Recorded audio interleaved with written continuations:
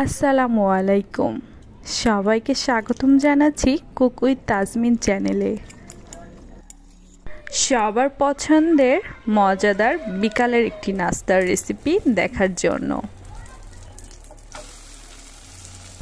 মাত্র 2টি উপকরণ পেঁয়াজের কলি আর ডিম দিয়ে খুব সহজেই অল্প সময়ে ঝটপট নাস্তাটি চলুন শিখে আসি।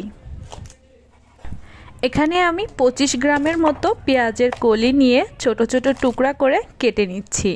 তারপরে একটি বোলে পেঁয়াজের কলিগুলোকে উঠিয়ে নিচ্ছি। এবার একটি মুরগির ডিম দিয়ে দিলাম।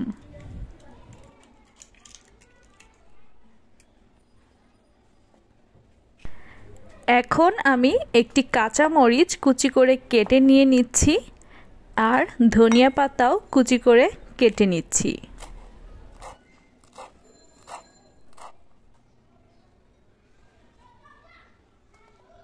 একটি পেঁয়াজ মিহি কুচি করে কেটে নিচ্ছি।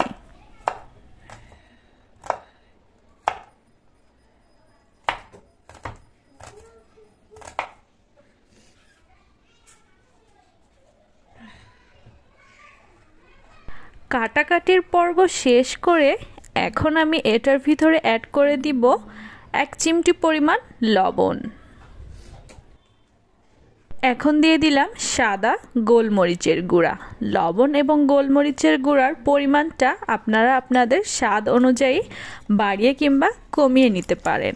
এখন সবগুলো উপকরণ খুব ভালোভাবে মিশিয়ে নিচ্ছি, তবে এটার ভিতরে কোনো পানি অ্যাড করা যাবে না। চুলায় একটি ফ্রাই প্যান বসিয়ে দিয়ে তাতে আমি পরিমাণ মতো রেগুলার রান্নার সয়াবিন তেল দিয়ে তেলটা খুব ভালোভাবে গরম হওয়া পর্যন্ত কিছুক্ষণ ওয়েট করছি। তেলটা গরম হয়ে এলে এখন সেই ব্যাটারটি আমি ফ্রাই প্যানে খুব ভালোভাবে বিছিয়ে দিচ্ছি, যাতে এটা একটি রাউন্ড শেপের মতো হয়। ঢাকনা দিয়ে 5 মিনিট অপেক্ষা করার পরে আমি সেই কাঙ্ক্ষিত আমার পেঁয়াজের কলি আর ডিমের নাস্তাটি উল্টিয়ে দিচ্ছি। এটা কিছুটা পরোটার মতো দেখতে হয়েছে এবং খেতে খুবই মজা। যারা খেয়েছেন তারা তো জানেন, আর যারা খাননি তারা অবশ্যই বাসায় ট্রাই করবেন। আবারও কিছুক্ষণ ঢাকনা দিয়ে অপর পিঠ কুক করে নিলাম। এই তো তৈরি হয়ে গেল মজাদার একটি বিকালের নাস্তা। আপনার বাচ্চা যদি ডিম খেতে না চায় বা একই রকম নাস্তা খেতে খেতে বোর হয়ে যায়, এরকম ভিন্নধর্মী নাস্তা ডিম দিয়ে ঝটপট তৈরি করে বাচ্চাকে সারপ্রাইজ দিতে পারেন।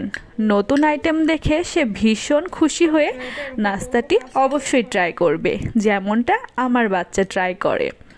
দেখুন নাস্তাটি বেশ পুরুত্ব হয়েছে এবং খেতে গরম গরম ভীষণ মজা। আপনারা চাইলে ভাত দিয়েও কিংবা শুধু সস দিয়েও পরিবেশন করতে পারেন। সবাই ভালো থাকবেন। আল্লাহ হাফেজ।